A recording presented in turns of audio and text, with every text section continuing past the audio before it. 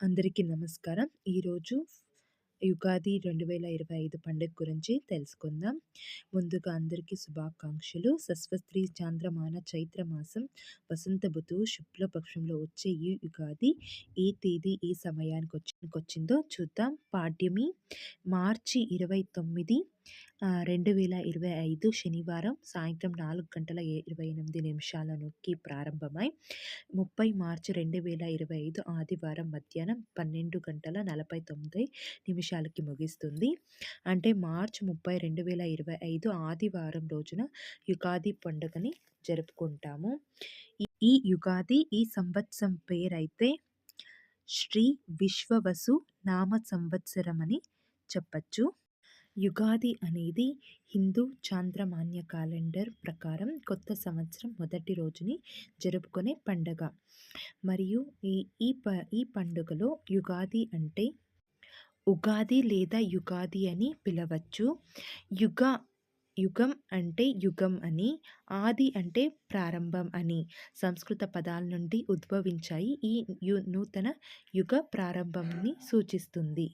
ఈ రోజున సాంప్రదాయాలలో ముగ్గులు లేదా రంగోలి వంటి రంగురంగుల నెల సామానులను సృష్టించడం, తోరణం అని పిలువబడే మామిడి ఆకులతో తలుపులని అలంకరించడం, బహుమతులు ఇచ్చి పుచ్చుకోవడం, నూనె మసాజ్లు మరియు ఉత్సవ స్నానాలలో పాల్గొనడం, పచ్చడి అనేది ప్రత్యేక వంటకాన్ని తయారు చేయడం మరియు పంచుకోవడం, మరియు హిందూ దేవాలయాలను చూసేదానికి వెళ్ళేది.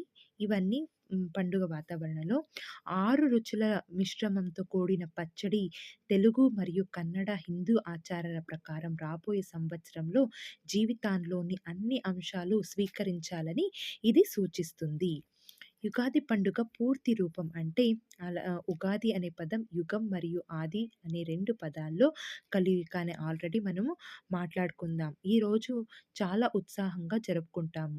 సమాజంలోని ప్రతి రంగాల్లోని చెందిన ప్రజలు కొత్త బట్టలు ధరించి రుచికరమైన వంటలని ఆస్వాదిస్తూ ఆనందిస్తూ ఉంటారు. ఈ ఉగాది చరిత్ర గురించి కొంచెం తెలుసుకుందాం. హిందూ పురాణాల ప్రకారం బ్రహ్మదేవుడు ఈ రోజున విశ్వాన్ని సృష్టించాడు అని చెప్తారు. తర్వాత ఆయన రోజులు, వారాలు, నెలలు మరియు సంవత్సరాలను సృష్టించాడు. కాబట్టి ఉగాది విశ్వం యొక్క సృష్టికి మొదటి రోజు అని నమ్ముతారు. ఉగాది ప్రాముఖ్యత గురించి ఇప్పుడు తెలుసుకుందాం. ఉగాది ప్రాముఖ్యత అనేది ఉగాది అనే పదం యుగాది అనే పదం నుండి ఉద్భవించింది. ప్రధానంగా యుగాది అనే పదం 2 గొప్ప పదాల కలయికలు అని ఇప్పుడే మనం తెలుసుకుందాం. ఉగాది అంటే అక్షరాల నూతన సంవత్సరం ప్రారంభమని మనకి అర్థం. ఈ పండుగని జరుపుకునే ప్రజలు బ్రహ్మదేవుని పనిని గుర్తించడానికి ఈ పండుగని ఎక్కువగా ప్రాముఖ్యతంగా ఉంది. ఆ ఉగాదిని ఎలా జరుపుకుంటారు అని చూద్దాం. ఈ వేడుక చెప్పాలంటే ఉగాది రోజుకు ఒక వారం ముందే ప్రారంభమవుతుంది. ప్రజలు తమ ఇళ్ళని శుభ్రపరచుకోవడం మరియు అలంకరించుకోవడం ప్రారంభిస్తారు. అంటే మనం ఆడవాళ్ళు వంటింట్లో సామాన్లు కానీ ఇంట్లో ఉండే దుస్తులు అంతా ఉతికి అంతా రెడీ చేసుకునేది. ఇలా ఇళ్ళ ప్రదేశ ద్వారా రంగురంగుల రంగోలి నామాలతో అలంకరించేది. కొత్త సంవత్సరం రంగోలి యొక్క వివిధ రంగాల్లో మనం చూడొచ్చు. సాధారణంగా సూర్యోదయానికి ముందే నిద్రలేచి ఆచారం ప్రకారం నూనె రాసుకొని స్నానం చేసి కొత్త బట్టలు వేసుకుంటాం. అదైన తర్వాత మనం దేవాలయాల్లో లేదు ఇంట్లో దేవతలకు వద్ద మామిడి ఆకులు ఉంచుతాము, అది తెలుసు. తర్వాత ఈ రోజున కొత్త వ్యాపార సంస్థలు, దుకాణాలు, మాల్స్ ప్రారంభోత్సవం ఏదైనా ఉంటే ఉగాదికి కొత్తగా ఏదైనా ప్రారంభించడానికి సంపన్నమైనది ఆ రోజు అని మనం భావిస్తాము. కొన్ని సందర్భాల్లో ప్రత్యేక రుచికరమైన వంటలు తయారు చేస్తారు. వాటిలో 6 విభిన్న రుచులు కలుపుకొని తయారు చేసిన పచ్చడి అనే ఒక రకమైన చట్నీ కూడా ఉంటుంది. దీనిని వేప పువ్వులు, కారం, చింతపండు, మామిడికాయ, బెల్లం మరియు ఉప్పు కలిపి తయారు చేస్తారు. ఉపయోగించిన అన్ని పదార్థాలు జీవితంలోని వివిధ కోణాలను ప్రతిబింబిస్తాయి. పచ్చడి అనేది చాలా ఇళ్లలో తయారు చేసే ఒక ఆచార వంటకం. పచ్చడి కాకుండా హోళిగే మరియు పులిహోర వంటి వంటకాలను కూడా తయారు చేస్తారు. ముఖ్యంగా అయితే కర్ణాటకలో హోళీని చేస్తారు. ముఖ్యంగా కర్ణాటక రాష్ట్రంలో. పండుగలో మరో ముఖ్యమైన అంశం అంటే పంచాంగం వినడం. పూజారులు, జ్యోతిష్కులు లేదా కుటుంబంలోని పెద్దలు, సభ్యులు చెప్తారు రాబోయే సంవత్సరం గురించి ఎలాంటిది అని. కొందరైతే పండితులు ప్రవచనాలు కూడా ఈ పండుగలో ఇస్తారు.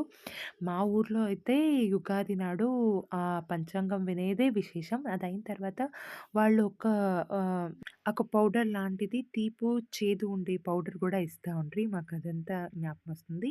ఇవే కాకుండా రాష్ట్రాల అంతటా సాంస్కృతిక కార్యక్రమాల్ని గూడా నిర్వహిస్తారు.